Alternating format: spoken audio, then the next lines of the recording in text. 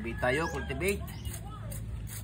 Cultivate ng kaunting pirasong talong plus abono ng chicken manure. Paikot, lagyan ng chicken manure. Kakaunti lang naman ito, talagang pang sarili lang po mga ka-farm. Good morning. Yan. Lagyan natin ng tiga-kaunting chicken manure. Ganito. Tapos another cultivate patabon sa ipot. Yan. Ganyan po. Para tumaba na. Tayo.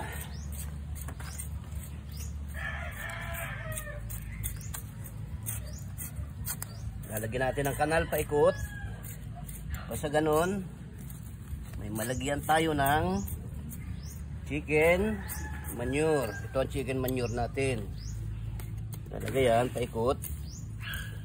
Hindi naman ako kagalingan sa mga ganitong mga gulayin, pero nagagawa naman ng paraan.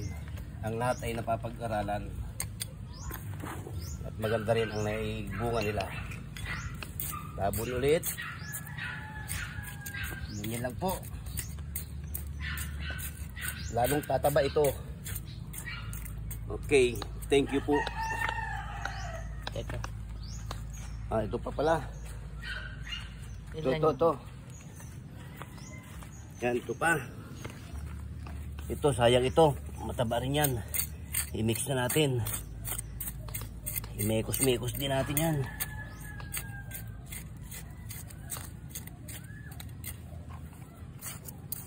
Oy, may bunga pala oh. Isang piraso. Yun. Nung isang araw ay nakaharvest na dito si Madam. Tubod. Ito. Gawa ng kanal para may lalagyan ng input ng manok. Tapos tatabunan ulit natin. Diretso cultivate yan. Okay. Thank you for watching po.